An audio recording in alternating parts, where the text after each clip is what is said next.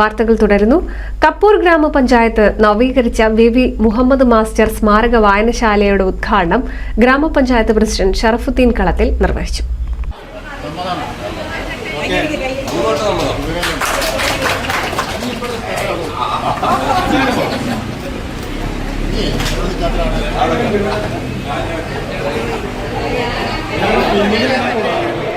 കപ്പൂർ ഗ്രാമപഞ്ചായത്ത് vice president KV Aminakutty അധ്യക്ഷത വഹിച്ച പരിപാടി പഞ്ചായത്ത് പ്രസിഡന്റ് ഷറഫുദ്ദീൻ കളത്തിൽ ഉദ്ഘാടനം ചെയ്തു. വർഷങ്ങളായി പ്രവർത്തനരഹിതമായ വായനശാലയാണ് കപ്പൂർ ഗ്രാമപഞ്ചായത്ത് ഭരണസമിതിയുടെ നേതൃത്വത്തിൽ പുനരുദ്ധാരണം നടത്തി പ്രവർത്തനം ആരംഭിച്ചത്.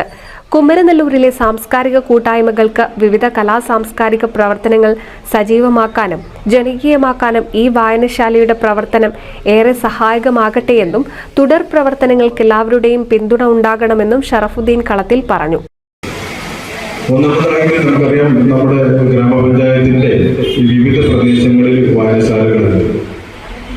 ഭരണസമിതി അധികാരത്തിൽ കയറിയപ്പോൾ നമ്മളൊരു പൊതുവായിട്ടൊരു തീരുമാനം, ഒരു വാർഡിനകത്ത് ഒരു വായനശാലയെങ്കിലും പ്രവർത്തിക്കണമെന്ന രീതിയിലാണ് നമ്മൾ മുന്നോട്ട് പോയിട്ടുള്ളത്. അങ്ങനെ എല്ലാ വാർഡുകളിലും വായനശാലകൾ ഉണ്ടാക്കുന്നതിന് വേണ്ടിയിട്ടാണ് ഒരു തീരുമാനമെടുത്തത്. അതിന്റെ ഭാഗമായിട്ട് നമുക്കിപ്പോൾ ഇത് പുനരുദ്ധാരണത്തിന്റെ ഭാഗമായി പ്രവർത്തിക്കാൻ കഴിഞ്ഞു. ഇനിയിപ്പോൾ നമ്മുടെ വെള്ളാളൂർ സാംസ്കാരിക നിലയവുമായി ബന്ധപ്പെട്ട് ഒരു വായനശാല അവിടെ വരുന്നുണ്ട്. മാവറ സാംസ്കാരിക നിലയം, അത് ഗോപാലകൃഷ്ണൻ മാവറയുടെ പേരിൽ ഒരു വായനശാലയായിട്ട് അവിടെ മാറുന്നുണ്ട്. പറക്കുളം അതുപോലെ ചേക്കോടിന്റെ പ്രദേശത്ത് അങ്കണവാടിയുമായി ബന്ധപ്പെട്ട് അതിന്റെ മുകളിൽ ഇപ്പോൾ വായനശാലയുടെ ഷീറ്റ് വർക്ക് അതും നമുക്ക് പൂർത്തീകരിക്കണം. അതുകൂടാതെ തന്നെ നമുക്കിപ്പോൾ പൊതുവായിട്ട് പള്ളനാട്ടുചെറിയിൽ ഒരു വായനശാല വന്നിട്ടുണ്ട്. ഇപ്പൊ ഏറെക്കുറെ എല്ലാ പ്രദേശങ്ങളും കൊഴിക്കര ഉൾപ്പെടെയുള്ള പ്രദേശങ്ങളിൽ കൂടി വായനശാല വന്നു കഴിഞ്ഞാൽ ഏറെക്കുറെ നമ്മുടെ പഞ്ചായത്തിൽ പൂർണ്ണമായിട്ടും എല്ലാ പ്രദേശങ്ങളിലും ഒരു വായനശാല ഉണ്ടാവുമെന്ന് ഉള്ളൊരു സന്തോഷം കൂടി വരും. അതുകൂടി പൂർത്തീകരിക്കാൻ ഈ ഭരണസമിതിയുടെ കാലത്തിന് കഴിയുമെന്നാണ് പ്രതീക്ഷിക്കുന്നത്.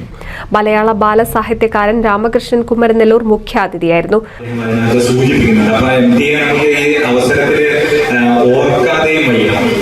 അധ്യാപകരുടെ പങ്കും ഇതിനകത്ത് വളരെ വലുതാണ്. പറക്കുളത്തിലൂടെ കുമരനെല്ലൂരിലേക്ക് നടന്നു വരുമ്പോൾ എനിക്ക് കഥകൾ പറഞ്ഞു തന്നിട്ടുള്ള വാസുണ്ണി നമ്പ്യാർ മാഷാണ് എന്നെ വായനയിലേക്ക് നയിച്ചത്.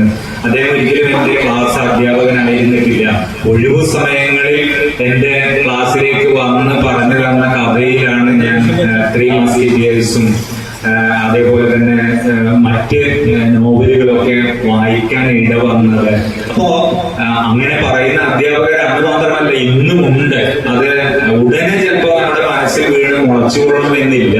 ക്രമേണ അത് മുതിരുമ്പോ എവിടെയെങ്കിലും അതിന്റെ ഒരു സ്പർശം കിടക്കുകയും അതിന്റെ പരാഗങ്ങൾ, അതിന്റെ വിത്തുകൾ പിന്നീട് എപ്പോഴെങ്കിലും മുളച്ച് പൊന്തുകയും ചെയ്യും എന്നുള്ള കാര്യത്തിൽ യാതൊരു തർക്കവുമില്ല.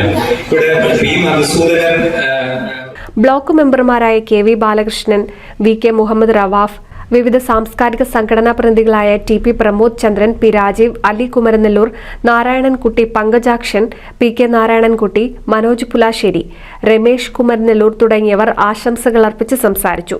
വികസന standing committee chairman P Jayan സ്വാഗതവും പഞ്ചായത്ത് ലൈബ്രറിയൻ ജാനകി നന്ദിയും പറഞ്ഞു. തുടർന്ന് കപ്പൂർ ഗവൺമെന്റ് ഹോമിയോ ഡിസ്പെൻസറിയുടെ നേതൃത്വത്തിൽ വയോജനങ്ങൾക്ക് മെഡിക്കൽ ക്യാമ്പും സംഘടിപ്പിച്ചു. Homoeo medical officer doctor Jyothish ക്യാമ്പിന് നേതൃത്വം നൽകി. NCV news Thrithala.